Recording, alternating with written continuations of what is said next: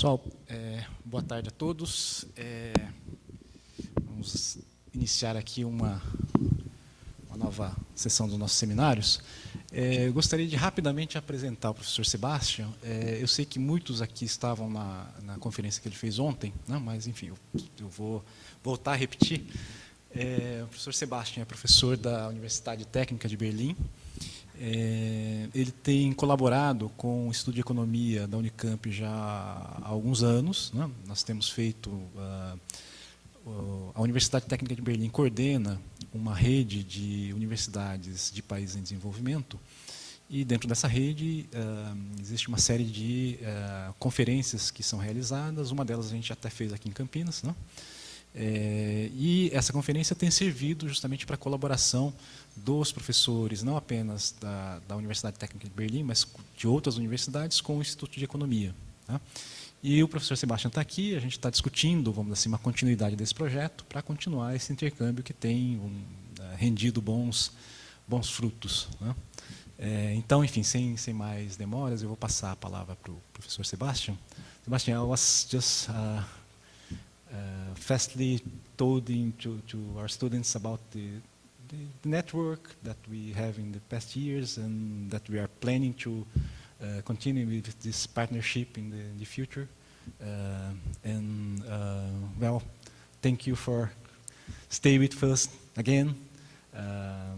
We are very keen to continue with this partnership that, of course, for our side, it's very important. And for our students, I think that it's very important to know what we were researching in the ATW Berlin. Thank you, and the stage is yours. Okay. Thank you very much, Silvio, for the nice invitation and the nice introduction, and thank you to all of you for coming. Some of you I've met yesterday. You already know me. Thanks for the rest for coming today. I hope I can give you an interesting presentation today. I'm going to talk about financial market regulation. I'm going to talk about what has happened, especially in the developed world, after the subprime crisis of 2008-2009, because after this crisis, the governments of the rich countries have pledged to reform their financial markets, and they have passed a number of reform initiatives. I'll go through them, and I'll try to evaluate them and see in how far they have made the global financial system more stable. What I'm going to do is, first, I'm going to give you a short reminder of what has happened in 2008-2009. For the developed world, this was, well, the biggest crisis we have seen over the past decades, so we are very much concerned about this. I'm not so sure whether you have followed this so much in detail in Brazil, because you have not been quite as affected as in former crises, and not quite as affected as the rich world. So I'll give you a short run through this crisis 4 years back. Then I'll talk about the underlying reason for this crisis, what has been behind it. I'll talk about microeconomic causes of the crisis. That means especially questions of wrong incentives in financial markets, practices which have deemed to be unstable. And then I'm going to talk about macroeconomic causes, because even though this is not covered that much in the literature, I believe that this crisis is more than just a failure to regulate certain incentives in the financial market, right? But we have some more or deeper causes for the crisis. Then I'm going to move towards the reforms. I'm going to talk about the level of the European Union, about the United States, and about the global level. And finally, I'd like to evaluate in how far these reforms have addressed the problems, and what needs to be done in order to make this financial system, the global financial system, sustainably more stable. Let me start with this crisis of 2008-2009. This was basically started as a housing crisis. We had, well, I'll come to that in a moment. We had an increase in the real estate price in the United States with a huge credit supply up until 2007. From 2007 to 2008, prices started to fall. Then we had defaults in a number of mortgage markets, a number of defaults in the mortgage market, so the people could not repay or not service their mortgages anymore, and that then led to a banking crisis which suddenly then spread to the rest of the world, and finally we were in a global, not only financial but also economic crisis. And to show you how important this crisis was, I brought you some data on economic growth. And what you see here, the green line is the emerging market growth. The red line is the world as a whole, and the blue line is the developed countries. And what you see here is this crisis is very peculiar in a specific sense. We had a very deep recession in the industrialized world. In fact, that was the deepest recession since World War II.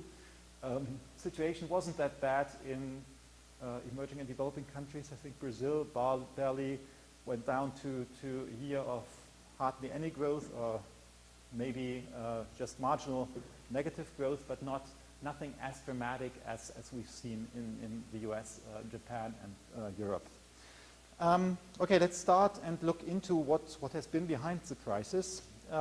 We have to divide that into two periods. First, the run-up to the crisis until the year 2008, maybe, and then the crisis itself. This is the summer of 2008, the winter of 2008-2009.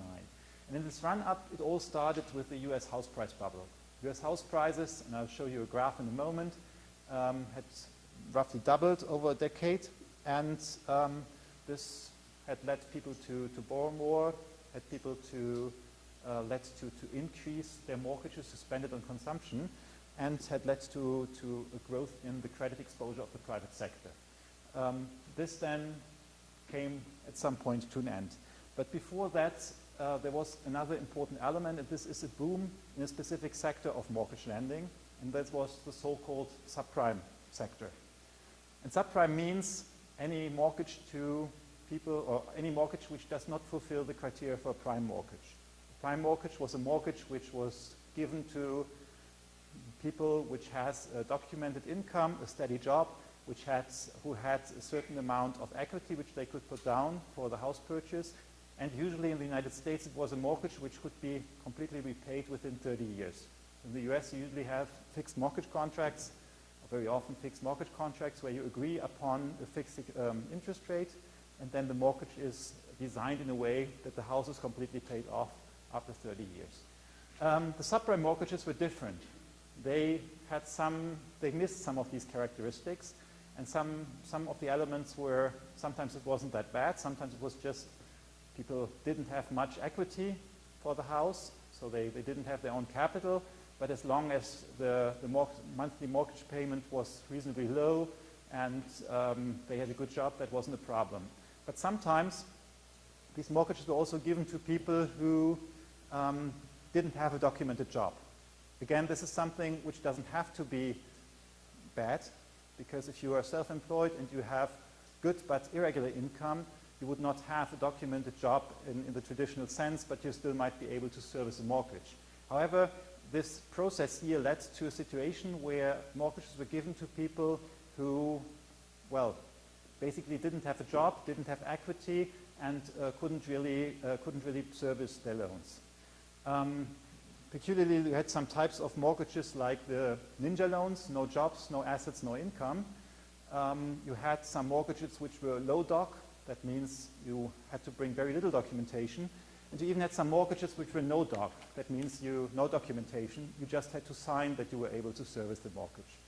Then they had some mortgages which were called negative amortization loans. These loans were, well, your monthly mortgage payment did not even cover the interest rate. So that was the outstanding, the amount outstanding was increasing from month to month. This was okay, or at least it didn't cause any problems, as long as the prices of the houses increased. Because, well, if your mortgage increases and the price increases and you cannot repay, then the bank can just take the house, sell it off, and there's not a problem. However, when the prices turned, when the prices stopped increasing, all this turned into a problem. Now you might ask, why do banks hand out such mortgages? And the answer is that there was a financial innovation during that time, the securitization, by which the banks basically originated the mortgages. That means they gave the mortgages to some house buyers, and then they repackaged the mortgages, tranched them in different papers, and sold them to other banks, other investors. And by this way, they didn't sell it only to US investors, but to investors around the world. And so these mortgages were basically well spread around the globe in the financial system of Germany, Switzerland, and other countries which didn't have their own mortgage boom. Okay, this all came together with excessive risk-taking by the banks. They had sometimes special purpose vehicles. That meant all these activities were not done by the bank itself, but by some subsidiaries, which didn't fall under bank regulation and which didn't have to put equity capital behind these activities. Just to give you an example, Deutsche Bank, at one of the biggest global banks and the biggest bank in Germany, has a balance sheet or total assets of 2,000 billion. At some time, they only had 40 billion in equity. That means this is just 2% of the balance sheet is in equity. This, of course, is an extremely high leverage and makes these activities extremely dangerous and risky. And especially if you think Germany has a GDP of 2,600 billion, then such a big bank might cause a problem for Germany as a country, because it's basically too big to be bailed out by the government. Okay, so this is the run-up. This happened before the crisis. And then this price increase at some point came to an end. And the bubble started to burst in 2007. I'll show you a graph on this in a moment. And then the mortgages started to default. Some people couldn't repay their mortgages, couldn't service them anymore. And, well, the default from the mortgages led to a default in some of these papers, which had been spread around the globe, and some of the banks had problems. This meant, on the other hand, that, well, when the first banks failed, the other banks stopped lending to each other, and the money market basically froze over. And banks developed not only solvency problems, but also liquidity problems. The result was that we had a global credit contraction, and this global credit contraction spread way beyond the mortgage sector, but also to corporate loans and trade loans. And trade loans are extremely important for trade, for international trade, so this led to a global recession. And, well, at least the industrialized world was very heavily hit, but also developing countries and emerging markets were hit at that time. Let me show you a little bit some graphs with the data. And for some reason, this isn't working well.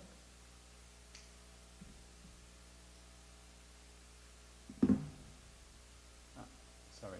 So this is the price level for real estate housing in the United States. And you see that from, well, you had not strong price increases in the 1990s, but it started to accelerate in the late 1990s. And you see here that from, well, somewhere around 2000 until 2006, 2007, the prices had almost doubled. They then were flat for a short while, and then they started to decline, and they fell by roughly a third. And since then, they have stabilized a little bit. This graph shows you the amount of subprime organization.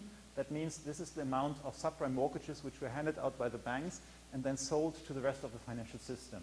And you see here that this increased from 150 billion annually to a peak of more than 600 billion before it then fell in the crisis back down. This here shows you the default, the delinquency rate.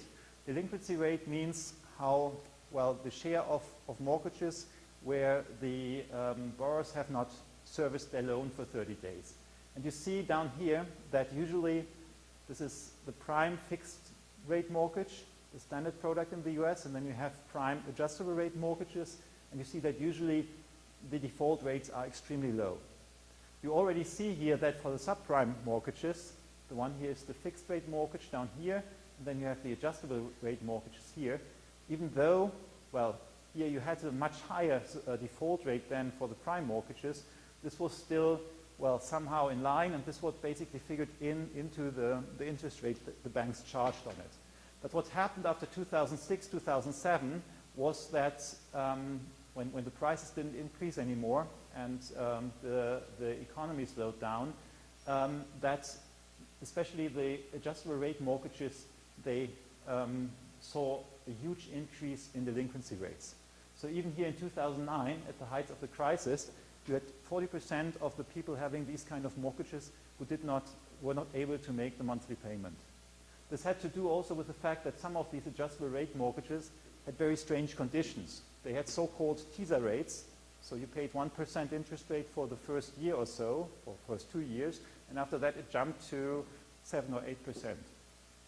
And this is something which many households could not bear anymore, so this went up. But you see that also the fixed rate mortgages went up, and then as a consequence, when the economy turned worse, people got unemployed, also the default rates, the delinquency rates on the prime mortgages went up.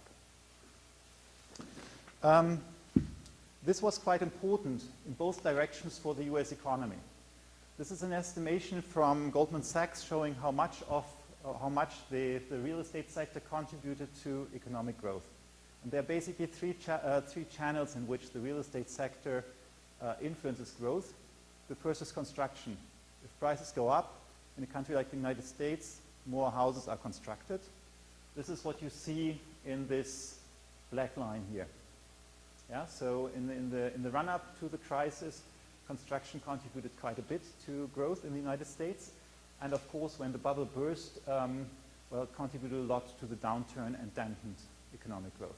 Then you have two other things here. One is the wealth effect. This means if house prices go up, people feel wealthier and they consume more because of that. This is the dark gray here. And then you have this light gray, which is a specific US-American feature. In the US, I don't know whether that's also possible in Brazil, if the house price goes up and you can increase your mortgage. That means if you have a house which is worth 150,000 and you have a mortgage of 100,000 and the price goes up to 200,000, then you can go to the bank and say, well, I would like to borrow 50,000 more. You can take out this money and put it into consumption. In the US, a lot of households have done that. When the prices went up, they went to their bank, they withdrew this equity from their mortgage, and they bought a new car or new furniture and so on. And this is this light gray. So what you see here is that, and you have to know the US economy in this period was growing maybe 2.5%, 3%. So you see that about half of this growth in some years just came from the real estate market. And of course, when the boom ended, this turned to a bust. And you see here that also in the middle of 2008, there was almost 2.5 percentage points of economic growth taking off the growth trajectory by the direct impact of this crisis on the real estate market.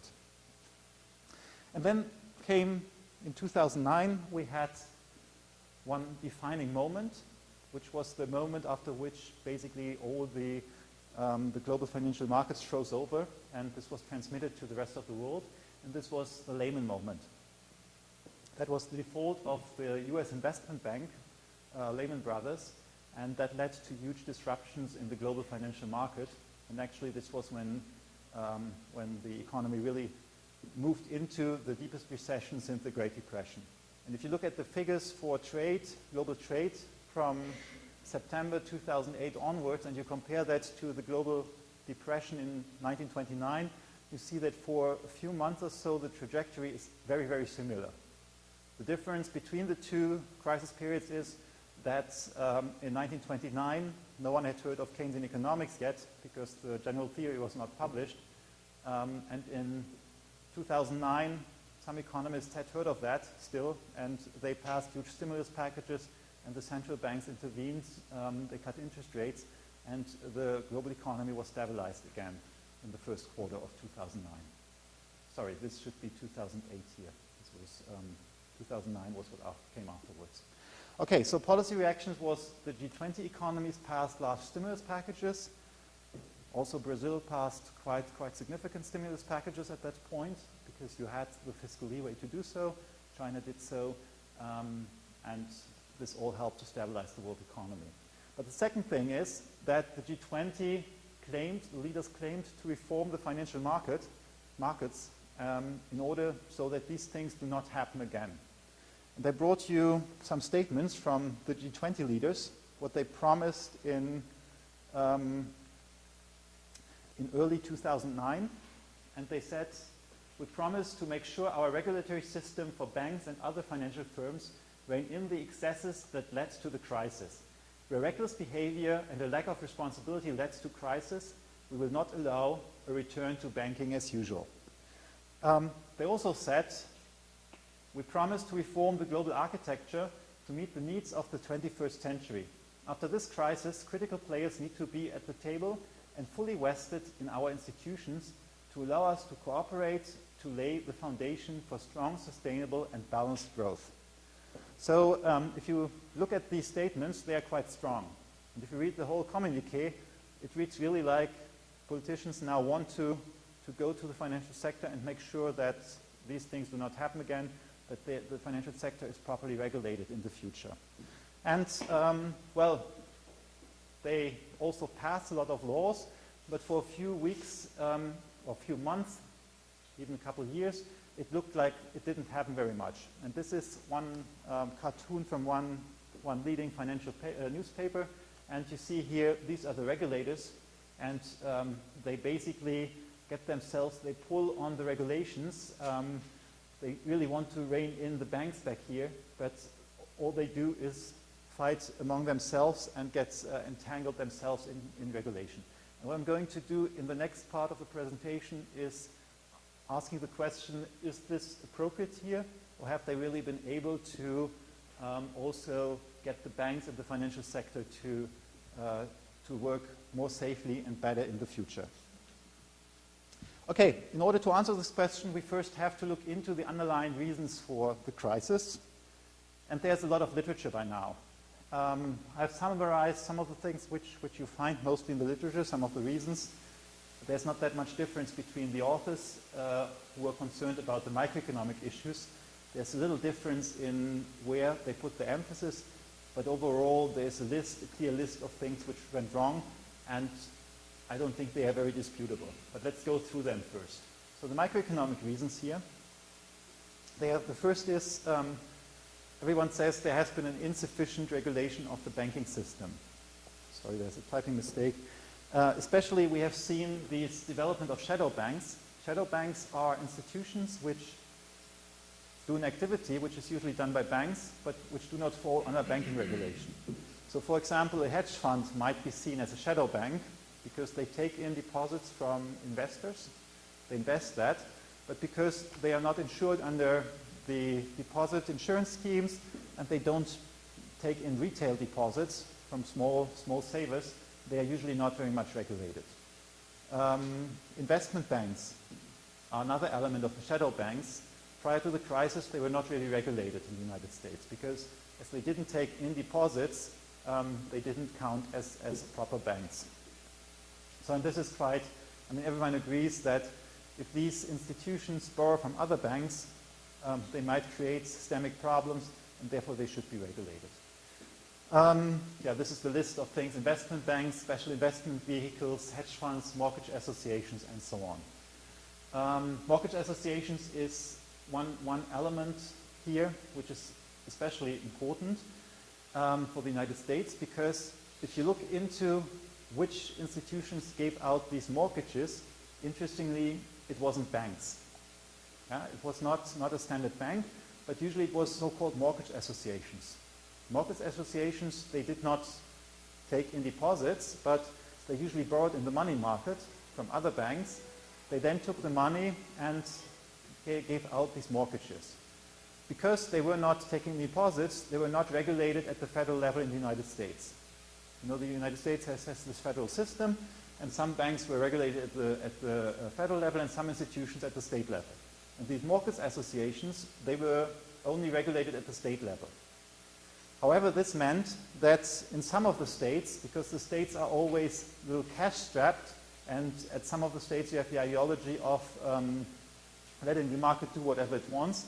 So in many of these states, these mortgage associations were hardly regulated at all. So no one was looking after what they were doing. Again, this is something most people agree is not a very good approach to regulation and should be changed. Then we had transparency and complexity through financial innovation. I've already talked about this originating process where you take the mortgages, you put them into a big pool, slice them into different tranches and sell them as new securities. This is called collateralized debt obligation. Sometimes these collateralized debt obligations were again pooled and sliced and sold into so-called CDO squares, another derivative. And the problem here is if you have such a CDO square, you don't know anymore what is behind it. It can be good mortgages from California or bad mortgages from Texas, and you don't know. And especially if you have something like this, it's extremely difficult to restructure. If you now find out that some of the people who have a mortgage cannot repay, normally a bank can go and they can negotiate a debt restructuring. If you have these CDOs, this is usually impossible because there are so many investors and so many mortgages involved, and you don't even know the value of these papers anymore. And the problem here in the crisis was that the banks did not know what the risks in other banks' balance sheets are. So Deutsche Bank didn't know what Commerzbank really had in the portfolio, and I mean Commerzbank didn't know either. But so Deutsche Bank just started not to lend to Commerzbank anymore. And this has all to do with this complexity of financial innovation. Again, this is something most people would agree with, that this is not a very constructive approach to the financial sector. Then we have moral hazard through this financial innovation. The point here is if you have this kind of originate and distribute system, and you hand out the mortgage and then you sell off these papers, that means the losses have not to be borne by yourself. So if someone defaults on the mortgage, it's not you who has, or not the bank who has given out the mortgage who takes the loss, but the investor who has bought this securitized paper. Again, if you know as a bank that you can just sell off the mortgages like that, you don't take proper care whether the person lending them, borrowing the money actually can repay or not. And this is a moral hazard problem, which nowadays is well understood and which also regulators have tried to address. So the problem here is that the mortgages were given out and put into CDOs, and the banks did not have to keep any of the risk in their balance sheet, and sometimes they didn't. Okay, so these are the microeconomic causes of the crisis. As I said, they are well known, they are well reported in a number of papers. However, I believe that there are some macroeconomic causes of the crisis, and they are not that widely reported or looked at. And we came up in this book with Hans-Jörg Kehr and Christian Kellermann with basically three macroeconomic causes of the crisis. The one is growing global imbalances, and I'll explain you in a moment how this is linked to the US subprime market. The second is bubbles in asset markets. This is not anything new, but the mainstream models which have been used to evaluate macroeconomic policies over the past decades or so usually don't include bubbles. You don't have something like irrational bubbles in there. And linked to these bubbles is irrational exuberance in the markets. That means that, well, when you have a boom going on, that people usually just believe this boom is going to continue, and they lose at some point track of underlying factors. Okay, let me start with the global imbalances. What you see here are the current account balances of some large economies in $1 billion prior to the crisis, until 2007, because that was when the first stress showed in the US subprime market. And what you see is that, well, for most of the 1980s and 1990s, these balances were not very large. But from somewhere the late 1990s onwards, you see a change. Down here you see the current account deficit of the United States, and it widened to almost $800 billion in 2006. And what you see on the other hand is a number of countries which have been reporting or recording growing current account surpluses. The red line here is Germany. So Germany peaked at a little bit over 200 billion in 2007. Then you have Japan, also 200 billion surplus. You have China, which is this line here. And then you have here, this takes together emerging and developing economies. So what you see here is that these emerging markets and developing countries, they used to be always in deficit, but this changed in around 2000, and they have been running prior to the crisis huge surpluses. And this is not only China, but this was a time where also a number of Latin American countries were running surpluses, and the oil producers and some other Asian countries. So first let's look at the causes for this. Why were these countries doing this? And then let's look why these imbalances have a link to the US subprime market. So why did these countries do it? There are three cases. It's not all the same reason. The first case is that if you were a non-commodity exporter into an emerging market, developing country, this was part of an undervaluation strategy. China had found out that it seems to be a quite successful, or can be a quite successful growth strategy if you try to keep an undervalued currency, try to limit capital imports, and, well, export your way into development. So try to grow your manufacturing sector by growing exports to the rich world. The second reason is the oil exporters. In the years prior to the crisis, the oil price had gone up, and they were suddenly had a lot of cash. And in these cases, well, they knew that the oil price had been lower before. They had seen in 1998 that it can fall again.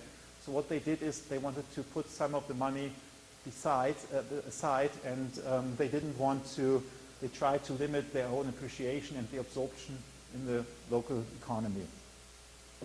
The third reason was Germany. And Germany and Japan, they are peculiar cases. Germany also was running at that time an undervaluation strategy.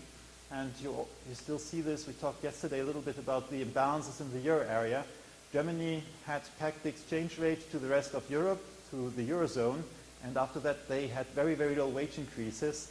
And also this was, I mean, the question is whether it was a deliberate strategy or just an outcome of the policies. But they were also seeing growing exports and trying to bring down their unemployment by exporting more and more to the rest of the world. And last year, Germany had a larger current account surplus than China, with a little bit more than 200 billion US dollars. Japan at the same time, they had problems in their own banking sector, also very weak domestic demand, and were also trying by undervaluation to get the economy growing. So we had all these groups all trying to run current account surpluses, and this, well, created the problems. Now you can say, well, this group here is low and middle income countries, and this group down here is the high income countries. And now you can ask, because this goes completely against what the textbook would be telling you for poor countries what they should do. Usually neoclassical textbooks say you should import capital. That means you should run current account deficits, and then you can grow with this imported capital. But obviously, these countries were doing something else. So there is a short question whether this is sensible. And my reading of the history is that these countries did so because they had seen before how dangerous it is to rely on capital imports. And because the Asian countries, or some of the Asian countries in the Asian crisis, had experienced the crisis of 1997, they had found out that if you rely on foreign capital, this foreign capital can easily flow out again. And, well, this was basically the lessons that the countries tried to have permanent current account surpluses in order to shelter against these impacts. I'll skip the next slide. Okay, so how is this linked to the housing boom and bust in the United States? And the mechanism, which we also describe in this book, Decent Capitalism, is that the problem, if everyone wants to run a current account surplus, is a problem of composition. It's not possible that everyone does it, and if a lot of large countries do so, you have a lack of aggregate demand on the world market. So if Germany did an undervaluation strategy, consumption did not grow, that means there is a lack of global demand, global aggregate demand. So this, of course, puts the United States policymakers in a dilemma.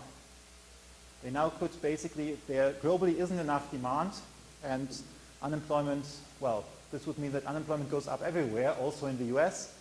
Now you have a US central bank, which has the dual mandate. They have to look after price stability and high employment. So what can they do?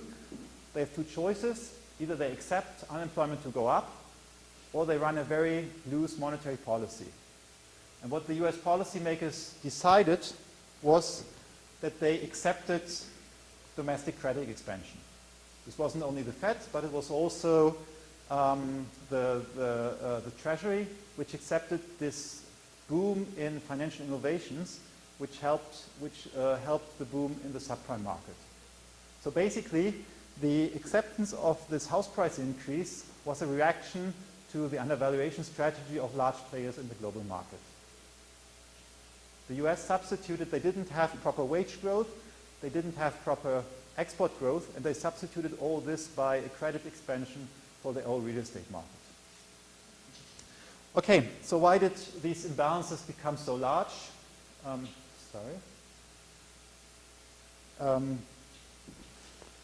Well, this was mainly because of China, and now let's look at, I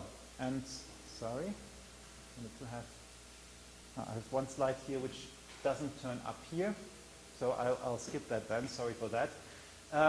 So then let's look, so we have the situation, financial crisis. Now we have looked at the reasons, underlying reasons, microeconomic reasons, macroeconomic reasons.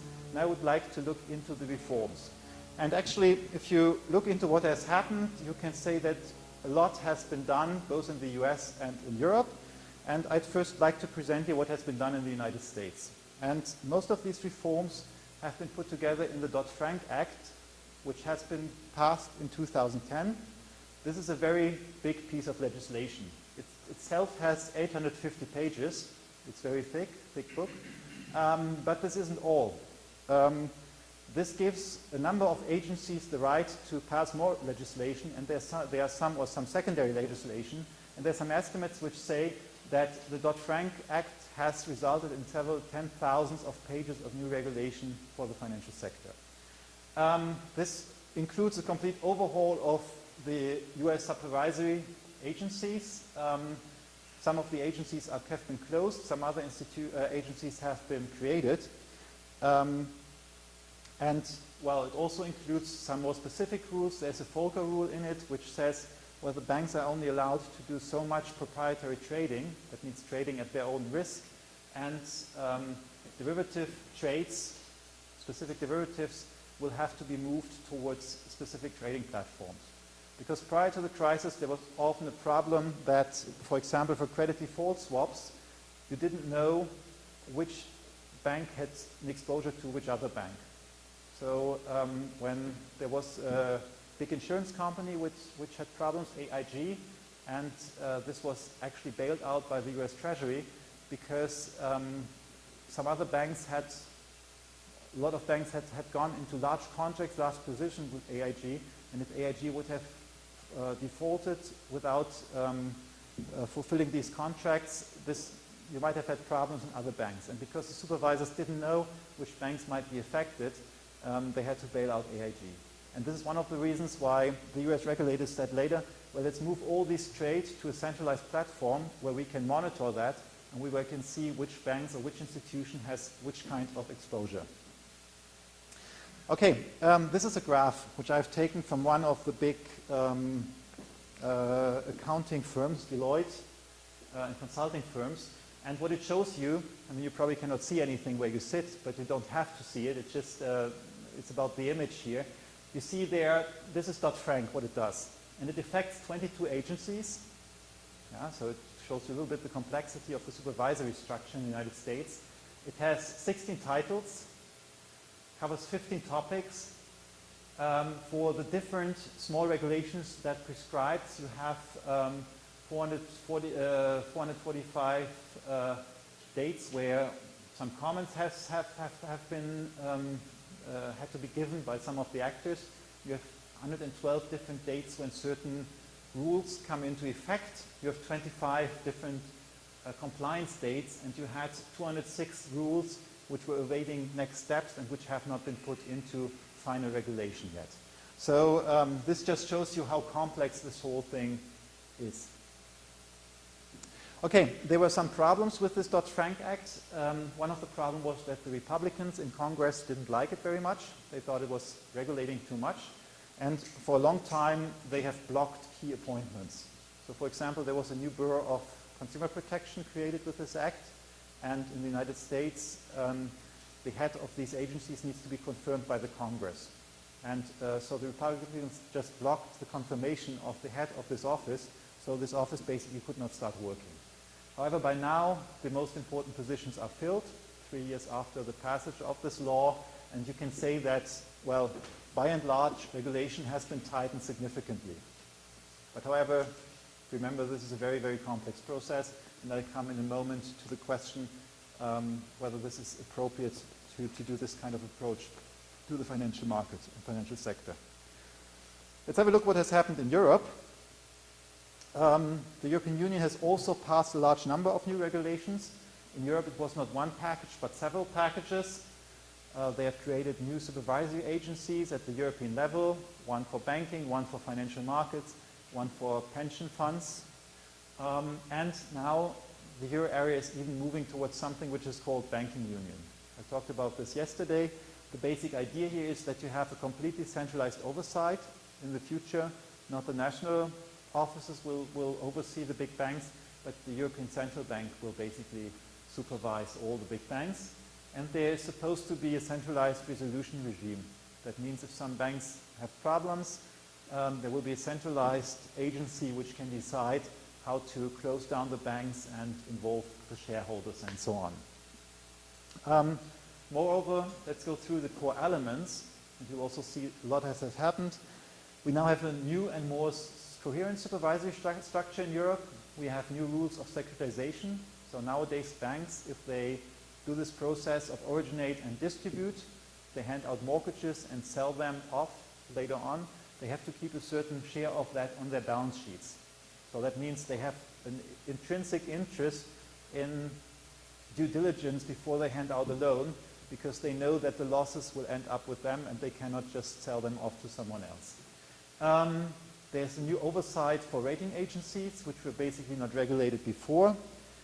There is the idea to put less relevance on these ratings in regulation, because one of the problems prior to the crisis was that these CDOs were rated by rating agencies, and at the same time the bank regulators had said, well, you have to invest so much in AAA rated papers. And the banks then had the choice whether they could buy government bonds or the CDOs. The CDOs usually paid a little higher interest rates, so the banks bought these CDOs. Later it was found out that the rating agencies didn't do a very good job in rating, very coherent job, and a lot of these AAA rated CDOs defaulted. And so now one of the trends is to say these ratings must have less relevance in the regulation of the banking sector. Then we have something which is called Basel III. Come to that in a moment. Basel III are the capital requirements for banks, and now they have been quite strongly increased, so banks have to hold more capital than in the past. So Deutsche Bank will not be able to have a balance sheet of 2,000 billion with only 40 billion in capital anymore. And we have some new rules for systemically important banks. So there's now a list of banks which are deemed to be globally important, and they have to have even more capital. And again, similar to the United States, certain over-the-counter derivatives. These are derivatives which are just contracts between one bank and another. They have to be traded through clearing houses in order to make sure the exposure can be properly monitored. Let's have a look at Basel III, because this has been agreed on a global level and will also be phased in many emerging markets and developing countries. These are capital requirements for banks. And prior to the crisis under Basel II, the banks only had to have, well, even though they were supposed to have 8% in risk-weighted assets, that means depending on how risky the assets are, they are weighted down or up, had to be held in capital by the bank. But there were different types of capital, so they didn't only count normal shares, but also things like convertible bonds. This was seen to be insufficient, so the new regulation has increased this already quite significantly, and this will be 4.5%. So this core capital will more than double. What is more now is that there have been an increase in there have been two more buffers added. One is a conservation buffer, which the banks are supposed to build up in good times and then run down in bad times. And then there's a counter-cyclical buffer where the regulators can say, well, the economy is now going quite well, so please put up a little more in capital. So if the recession comes, you will be more stable. And then finally, which is not on this graph, is that the big banks have to put up an additional amount of capital. So this all means that the large banks will just have more capital behind what they are doing and much less leverage in the future. Let's just look at in how far this is appropriate. And if we look at it, probably it's not a bad idea that banks have more capital in the future. They will be less risky, so this is a good idea. The reform of the supervisory structure, well, I would say it's a no-brainer to say that all institutions should somehow be included and that you should have a centralized oversight in Europe. So also this is decent and okay. Securitization, that you should have an interest in doing due diligence for your loans, this is also something very straightforward. Tougher rules for rating agencies. They have done, they have worked so badly in the past and there have been so many conflicts of interest. This is also very sensible. And finally, moving derivatives to a centralized place also makes sense because it might lower or it might increase the information the regulators have. So let's see what has been addressed. Let's go through these points again. We have said we have this problem of moral hazard. We have the problem that banks originate some loans which are not of high quality. We have the problems that banks run extremely large leverage in the hope that they can have good profits. And we have the problem that there's a too big to fail problem, that the big banks, again, they think the government will bail them out and they might take on even more risks. And we had the conflict of interest.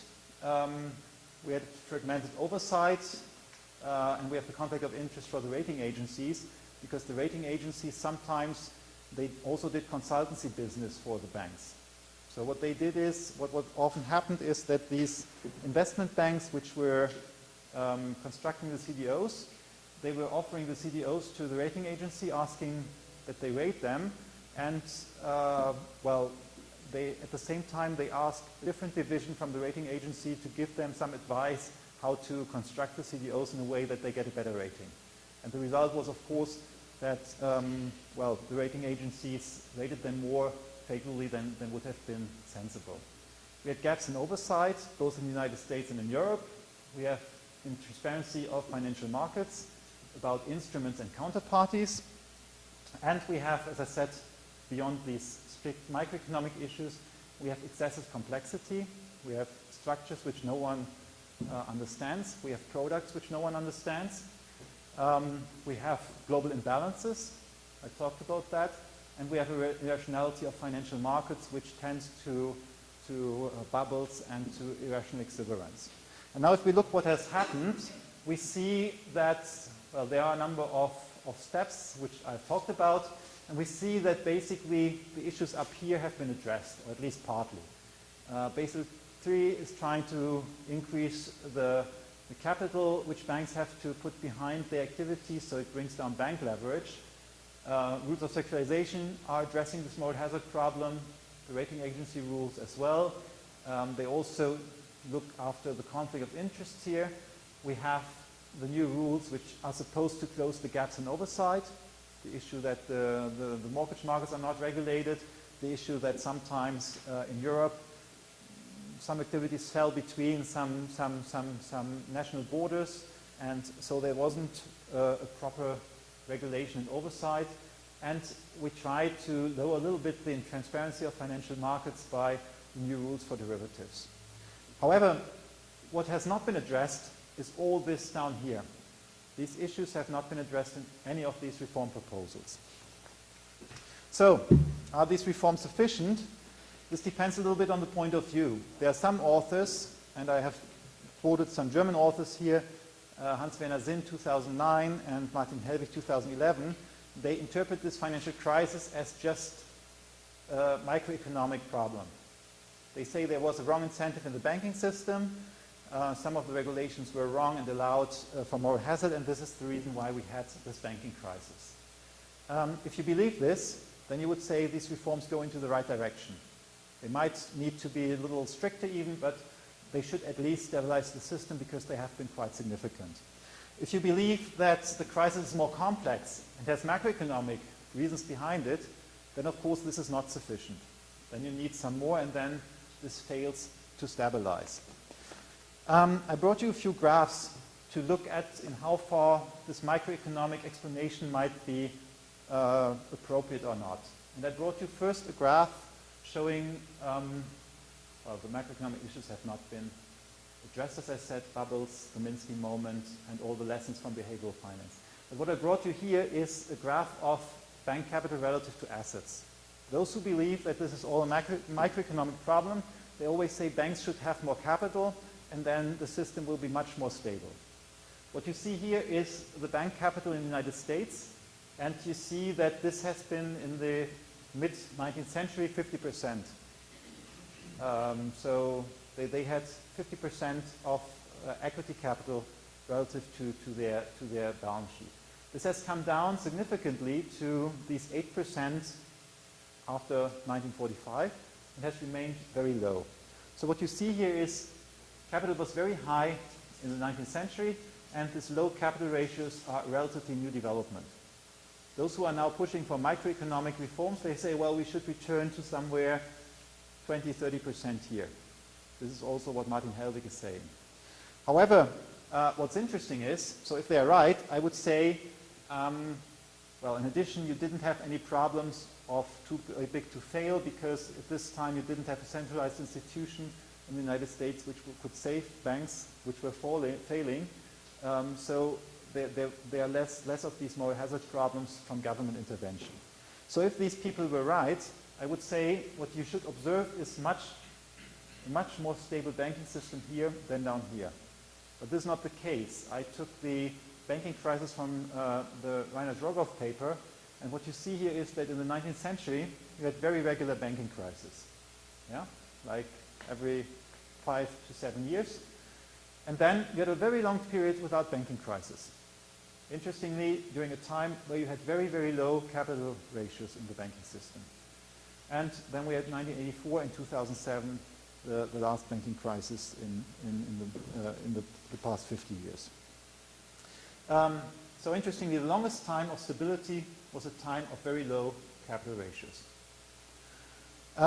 If you look at the international stage, you see something similar. This is the proportion of countries which have a banking crisis in each given year, and this is GDP weighted or world income weighted. And what you see again is banking crises seem to be quite common in the first half of the 20th century, and then you had 1945, 1950 here, and a very long time without banking crisis. And then from the late 1970s onwards, again, this increased, and we are here. This is then the Great Recession. I think this only goes to 2008, so probably if you include now 2009, 10, this would further go up. So the question is now, what really is different? What has been different in this period from this period afterwards? And our answer is, well, it's about macroeconomic stability.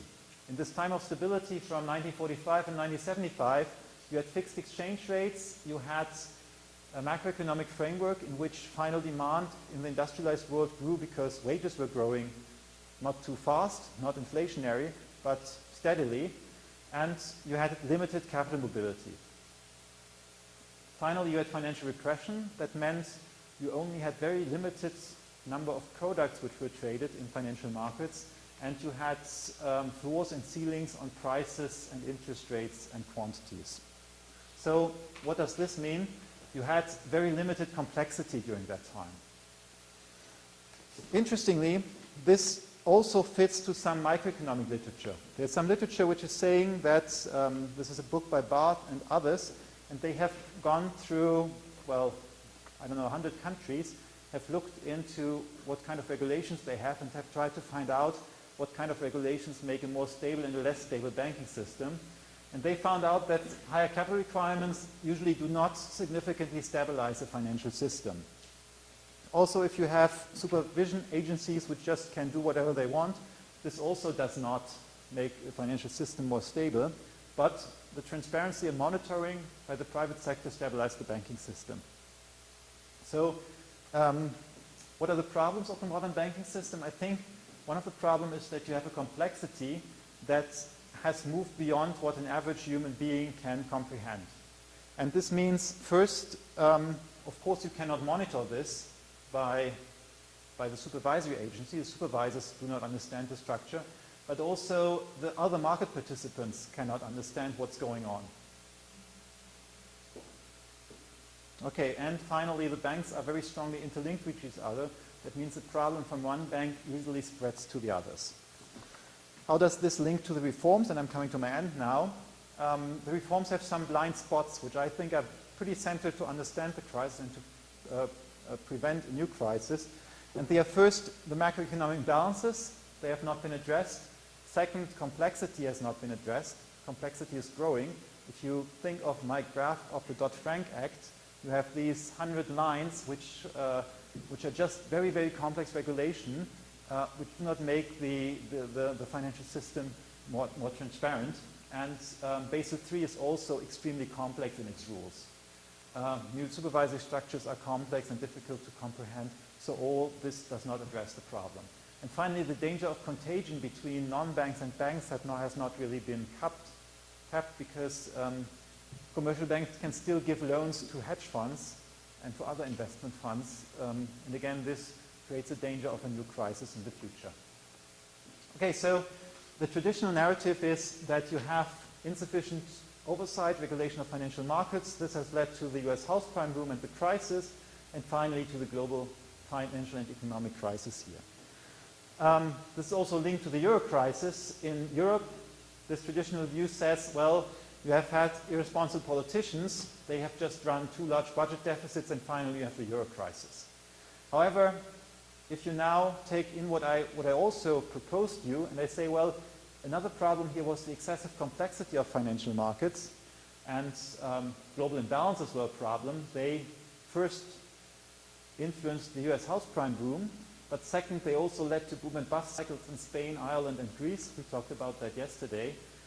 All this led to expensive bank rescue packages and stimulus programs, and all this has also contributed to the euro crisis, then the picture is slightly different. Because in the traditional view, if you now take away these two things, the insufficient oversight and regulation and the irresponsible politicians, you would have hoped to get to remove the reasons for the crisis. However, if you believe in a more complex picture, you see that the origins and the reasons for the crisis are still there. We still have the global imbalances, we still have the excessive complexity, so we still will have crisis in the future. Okay, so to come to my conclusions, financial market reforms have addressed a large number of microeconomic incentive problems, but I think they have neglected all the macroeconomic issues, and therefore we cannot expect that these reforms really have sustainably stabilized the financial system. And so finally, I brought you one more cartoon. What you see here is a nuclear bomb, which is ticking. This is the 600 trillion derivatives market. There's a band-aid put on this. Here, this is Congress, which is walking away, and they said, well, and they said we couldn't overhaul the financial system. And obviously, I think there might be some truth in here, because they believe they have done something, but maybe it's not enough, and it won't stabilize the system. Thank you very much.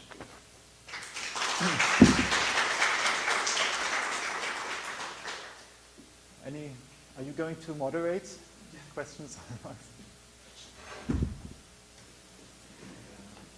Thank you, Sebastian, for the presentation.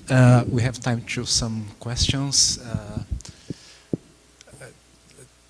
Could you speak here, because they are... it's possible to hear from... Está gravando as perguntas? Vou pedir para vocês fazendo a pergunta no microfone, só por conta da gravação. Can I give you? My question is about when we talked about the macroeconomic causes for the global imbalance, specifically about Germany. We heard this before, that Germany was able to keep the costs down, basically the wage costs. And my question is how was that possible? We had this situation in Brazil in the miracle, but we did not have a democratic government, we have no free unions and so on. So I'm curious about how Germany was able to do it. Okay. I'll turn this off and let this here because I have... Sebastian, maybe we could collect okay, one let's more. collect, then I Yeah? take some notes. Okay. And, yeah. Alguém mais tem alguma questão para colocar? Paulo?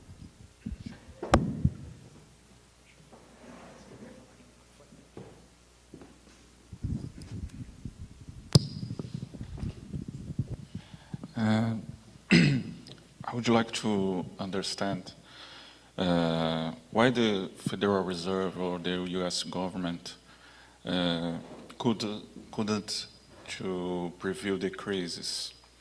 I said this because you saw a lot of crises. For example, in 1984 and 1975. So. And the problem is about the regulation. Basel III is enough, or the problem is a political problem, or the problem is an economic problem. I would like to understand this.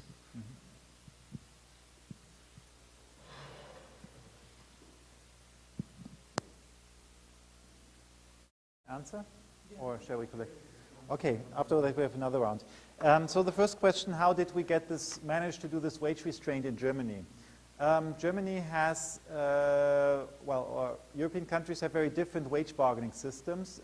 In Germany we have unions which traditionally, you bargain for a whole sector, and the time where we had wage increases of maybe 1.5% with inflation of 2%. So where you had falling real wages in Germany. And I thought at that point, well, if you have unions like that, you don't need employers in the negotiation. They can negotiate themselves and, no one will get hurt. But I think these are the reasons which can explain why the wages increase very, very slowly. And a lot of these things are changing now because unemployment has come down so much, and we have demographic changes in Germany that you have certain sectors where there's lack of workforce, and so slowly, but the wages are now increasing a little more again. So we now have real wage increases again. But for a long time we didn't. Second question, why could the Fed not see the crisis? Some people in the Fed did. There were even some Fed governors who warned against it. I now forgot the name. There's one who died of cancer, and I now cannot think of his name. He even wrote a book on that shortly before he died. But there was a big debate, and first of course I think the outcome was at that point the Fed preferred the outcome, because this was the situation after 2001, 2002, and some people were in the United States, they were fearing a deflation. So the Fed liked and economic growth was very weak. Corporate investment was very weak. So the Fed preferred the economy being driven by housing investment than the economy, not growing at all. Yeah? And in addition, Alan Greenspan had this idea that he always said, you cannot know when there's a bubble. The market knows better, and who am I as a central banker to say this is a bubble and we should intervene? And so he let these things go. I think he said later that he was wrong, but this was with hindsight. But I think there were plenty of indicators for the Fed, and there were a lot of people who were warning against this house price boom. But then there's a good book by Robert Shiller about this, he calls it social contagion. Because I also, as a journalist, I've basically witnessed two big bubbles. First the dot-com bubble and then the housing price bubble. And usually what Robert Schiller also explains is at the beginning there are a lot of skeptics. They say, well, house prices cannot always increase by double-digit rates if the economy is only growing 5%. But, well, this goes on for a certain while, and while you see that your neighbor is just making a lot of money with buying a house, the people who have always warned, they get more silent, and at some point they don't say anything anymore. And if you look how the financial sector industry works, this is, I think, there's a similar logic, because the fund managers, they are usually evaluated against their peers. It's looked at whether they perform better than their peers, or at least as good as the peers. And if you are a skeptic in the house price market, and you were a skeptic in 2001, and the prices went up and you didn't invest in that, you underperformed. Yeah? They might have let you in the job for 1 year, but if you underperformed 2-3 years, they will have replaced you. And they probably replaced you by someone who was doing better, namely because he rode this house price market. So at the end of such a boom, you have people who believe in this boom and who then get burned. And Schiller is also describing how you then start coming up with stories. I mean, you usually make up stories why this is completely in line with what you can expect economically. New theories then emerge, and during this house price boom in the United States, one of the arguments was always saying, well, real estate is limited, so of course the price has to go up. Yeah, this sounds logical, but if you really think about it, it's not, because houses can be constructed just like any other manufactured goods. You need a little wood, concrete, and so on. And especially in the United States, it's not, I mean, maybe in England you have a shortage of land, but in the United States you have a lot of undeveloped land, and you can build new cities, new suburbs. Actually, this is what happened. And so, but since the people were believing that real estate prices can only go up, they followed that through. And I think this extended a little bit to the central bank as well. But and this is, in my eyes, for understanding these bubble periods, one has to look into sociological and psychological literature. This is why I believe behavioral economics is very important also for macroeconomics economists to look into and to understand. You asked something else related to this. Can you remind me what the second part of your question was, please? Have I answered what you wanted to know, or was there something I didn't answer? It's okay? Yeah, because I thought there was something else you asked which I didn't answer, and I forgot it.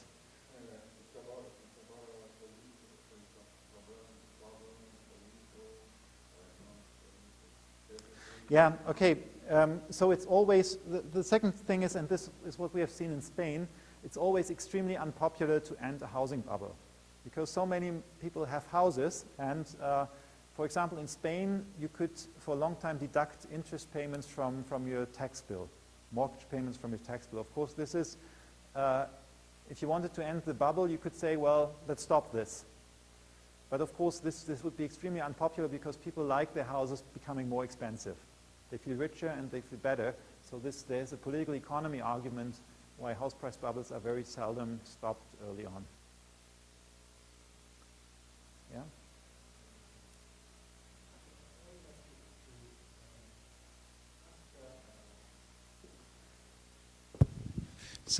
It's a question about, I agree with you that it's very interesting to see that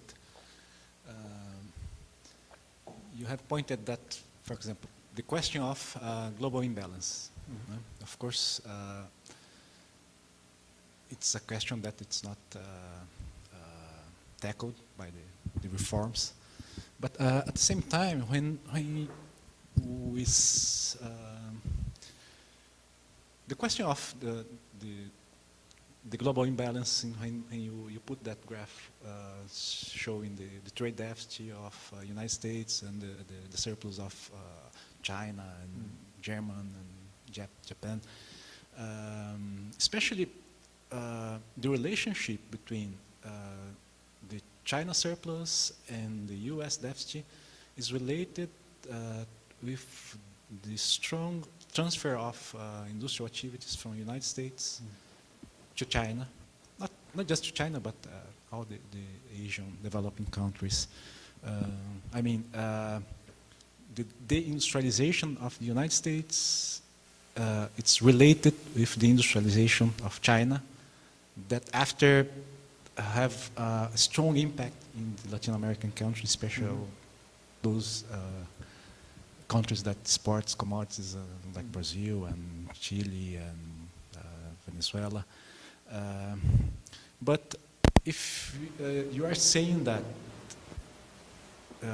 one of the causes of the crisis is this global imbalance, to see a solution or to see a new possibility of a more balanced economy, it's very difficult to believe.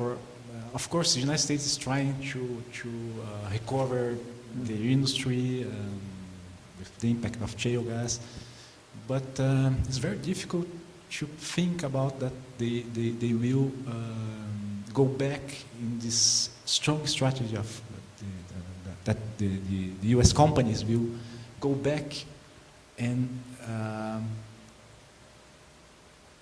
call all the activities that they put in the Asian countries and start again to produce in the United States. Okay. Do you think that it's just to put another question, why it's very difficult to solve this kind of global imbalance? This kind of strategy that not just U.S. companies, but other companies from Europe have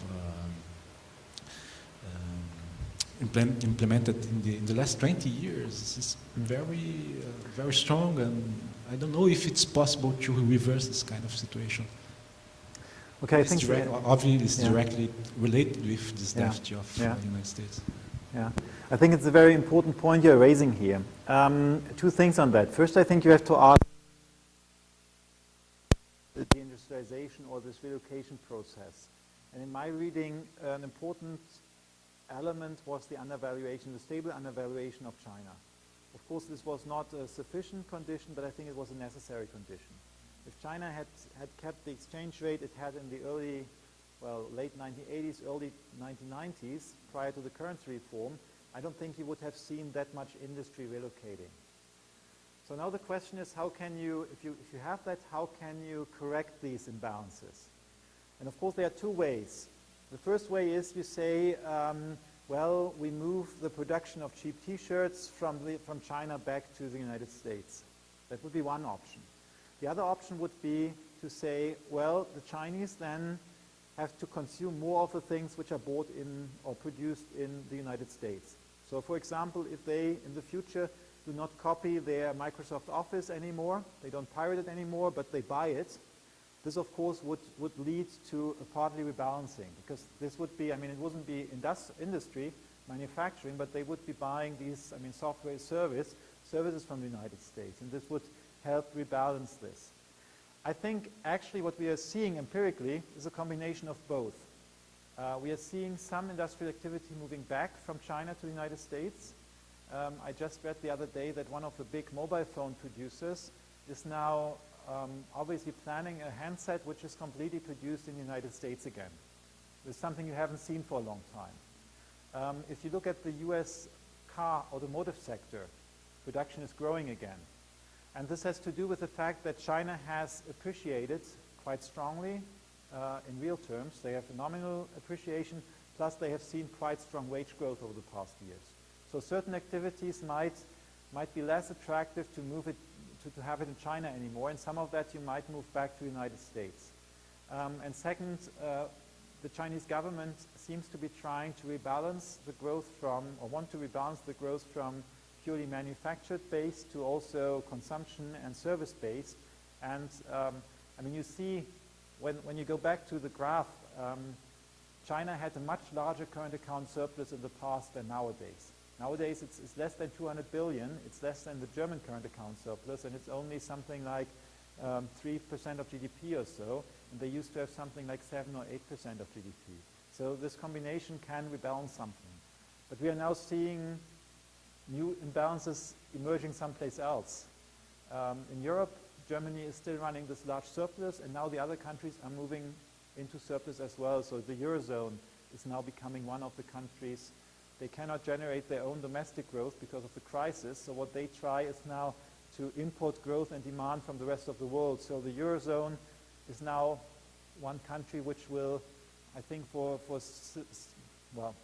significant period of time not contribute to global demand growth. Japan might be another issue. I mean, one element of Abenomics is the pretty strong depreciation of the yen. Again, this is something which will lead to more surplus from Japan. So these issues are not resolved yet, but I think the industrialization or the relocation process between the United States and China, there seems to be some changes.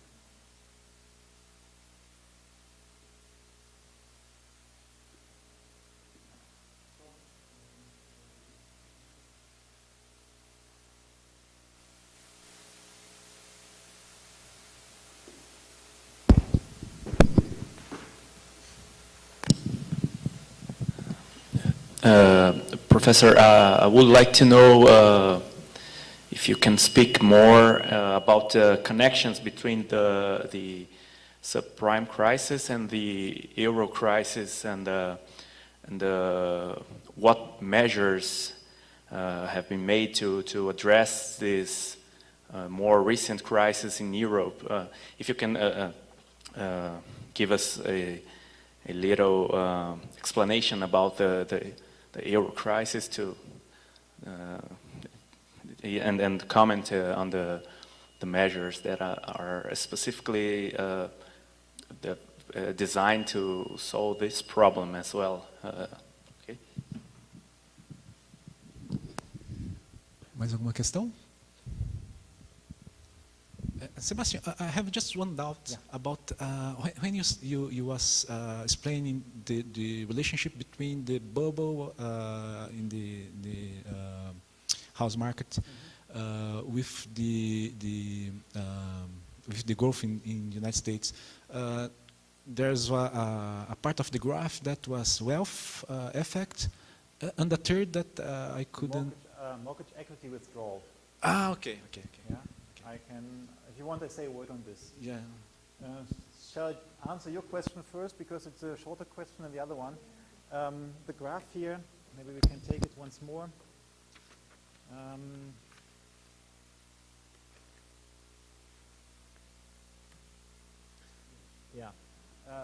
What you have here is, so this is construction, this is wealth effect. So this is what you usually just estimate what happens if your house prices go up, you consume more or not. And this mortgage equity withdrawal is when you top up your mortgage from your house, you take the money out and you use that on consumption. And usually what they do from the data difference is that this year they get directly from the bank's balance sheet. I mean, there's a statistic on how much mortgages have been topped up, and they say, well, of course you only top up your mortgage if you want to use the money for something, and usually this is used for consumption. Yeah? So that answers your question, I guess. Okay. On the euro crisis, we discussed that yesterday very much in detail here, and I cannot go into detail now, but first there are some links. This US subprime crisis has contributed, or the whole issue of wrongly regulated financial sector bubbles have contributed to the crisis, because first some of the European banks have been very much exposed to the US because they had bought these CDOs, and then of course this, when the crisis came first, the global crisis came first, the European governments had to bail out some of their banks which went into trouble, and second, we had our own real estate bubbles in some countries which also were linked to badly regulated financial systems, and of course these banks had to be bailed out as well. So for Ireland, for example, I presented yesterday that the cost of bailing out their banks was 70 billion euros, and they have a GDP of 160 billion. So that shows you this, and Ireland had a debt to GDP ratio of 25% prior to the crisis. Now they are at 100 something. Yeah? So in this case, you can clearly say their problem was the real estate boom plus a badly regulated financial system. And actually, interestingly, many of the German banks got into trouble because of Irish regulation, because Ireland had started to create an offshore banking sector.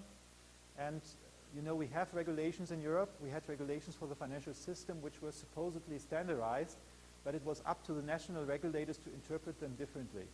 So what happened, the Irish interpreted that much more laxly than the Germans. So the big German banks set up their subsidiaries in Dublin, and for example, Hypo Real Estate, which is our biggest bank failure, this was a subsidiary in Dublin which created the problems. And this was what I talked about. There have been gaps in oversight, and this has contributed to the euro crisis. However, I also said yesterday, this is not the sole origin of the euro crisis. We have something similar, the global imbalances. We have a mirror image within Europe, which has led to problems, and we probably would have seen a crisis even without the global financial crisis. The measures which have been taken in Europe, because I think this link is not well understood. The narrative in Europe is, especially among mainstream economists, that the euro crisis is a problem of government spending too much money, which clearly in Ireland wasn't the case, and in Spain I think not either. So there haven't been many measures addressed on these imbalances, and the re-regulation of the banking system is an ongoing process. I think there have been a number of rules have been tightened, but according to my reading, if you agree that these underlying imbalances and the complexity of the financial system is a problem, this has not been addressed. Okay, any other questions or remarks?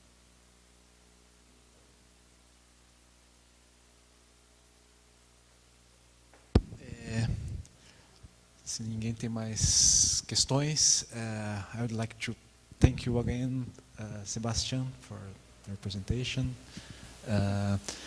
Queria apenas deixar um recado. Semana que vem, né, nessa mesma série de seminários, na próxima quarta, ainda não foi divulgado pela internet, mas deve estar seguindo hoje, nós vamos ter a apresentação do professor Roberto Frankel e do professor Gerdinsky, tá?